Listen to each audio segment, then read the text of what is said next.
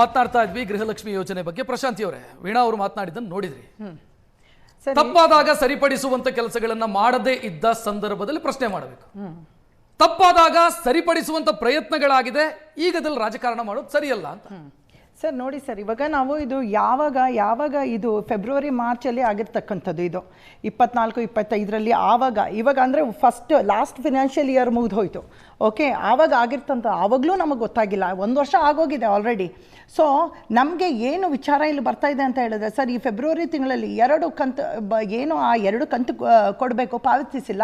ಆ 5,000 ಕೋಟಿ ಕೊಡಬೇಕಲ್ಲ, ಅದು ಎಲ್ಲಿ ಹೋಯಿತು ಪ್ರಶ್ನೆ ಒಂದು. ಮತ್ತು ಇನ್ನೊಂದು, ಸರ್ಕಾರ ಏನು ಉದ್ದೇಶಪೂರ್ವಕವಾಗಿ ಈ ಫಲಾನುಭವಿಗಳಿಗೆ ವಂಚನೆ ಮಾಡಬೇಕು ಅಂತ ಪ್ಲ್ಯಾನ್ ಮಾಡಿದ್ಯಾ ಒಂದು, ಇಲ್ಲ ಲಕ್ಷ್ಮೀ ಹೆಬ್ಬಾಳ್ಕರ್ ಅವ್ರನ್ನೇ ಸಿಕ್ಕಿ ಹಾಕಿಸ್ಬೇಕು ಅಂತ ಇನ್ಯಾವುದ್ರಲ್ಲ. ಯಾಕಂದರೆ ಒಳ ಜಗಳ ನಿಮಗೆ ಗೊತ್ತಿದೆ ಯಾವ ರೀತಿ ನಡೀತಾ ಇದೆ ಅಂತ. ಆ ರೀತಿ ಏನಾದರೂ ನೋಡಿದ್ರ ಅಂತ, ಇಲ್ಲ ಲಕ್ಷ್ಮೀ ಹೆಬ್ಬಾಳ್ಕರ್ ಅವರೇ ಫಿನಾನ್ಸ್ ಡಿಪಾರ್ಟ್ಮೆಂಟ್ ಸಿಎಂ ಕೈಯಲ್ಲಿದೆ, ಇಲ್ಲ ಮಹಿಳಾ ಮತ್ತು ಮಕ್ಕಳ ಕಲ್ಯಾಣ ಇಲಾಖೆ ಲಕ್ಷ್ಮೀ ಹೆಬ್ಬಾಳ್ಕರ್ ಕೈಯಲ್ಲಿದೆ, ಚಿಕಿತ್ಸೆ ಹಾಕೋ ಪ್ರಯತ್ನ ಆಗಿದೆ ಅಂತ ಹೇಳೋದು. ಲಕ್ಷ್ಮೀ ಹೆಬ್ಬಾಳ್ಕರ್ ಅವರೇ ಸರ್ಕಾರದ ಜೊತೆಲಿ ಭಾಗಿಯಾಗಿ ಈ ರೀತಿ ವಂಚನೆ ಮಾಡಿದ್ರ? ಯಾಕಂದ್ರೆ ಗೊತ್ತಿರಬೇಕಾಗಿತ್ತು ನೋಡಿ.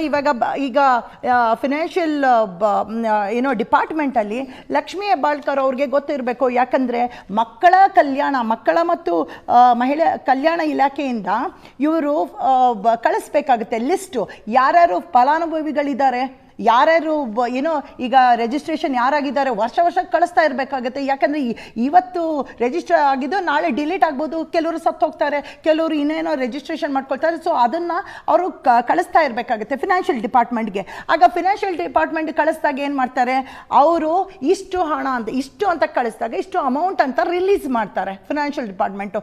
ಆ ರಿಲೀಸ್ ಮಾಡಿದ್ಮೇಲೆ ಅವರು ಆ ಅಮೌಂಟ್ ಇಷ್ಟು ರಿಲೀಸ್ ಮಾಡಿದ್ದೀವಿ ಅಂತ ಹೇಳಿ ಒಂದು ಸ್ಟೇಟ್ಮೆಂಟ್ ಕೊಡಬೇಕು. ಯಾರು ಫಿನಾನ್ಷಿಯಲ್ ಡಿಪಾರ್ಟ್ಮೆಂಟು, ಹಿಂಗೆ ಕೊಟ್ಟಿದ್ದೀವಿ ನಾವು ನಿಮಗೆ ನೋಡಿ ಇಷ್ಟು, ಇದೆಲ್ಲ ಮಾಡಿ ಇವರು ರೀಕನ್ಸಿಲೇಷನ್ ಮಾಡಬೇಕಾಗುತ್ತೆ.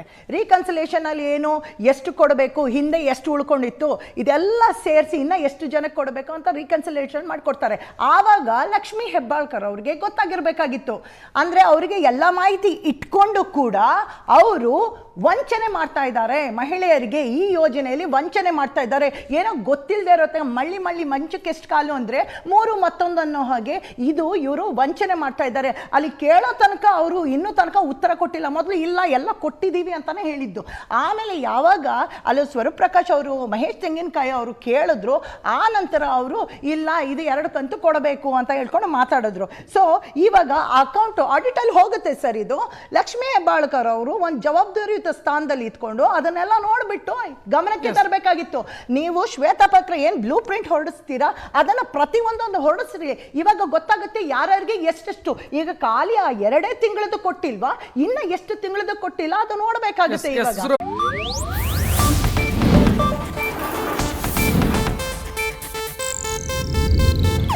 ಇದು ಏಷ್ಯಾನೆಟ್ ನ್ಯೂಸ್ ನೆಟ್ವರ್ಕ್ ಪ್ರಸ್ತುತಿ.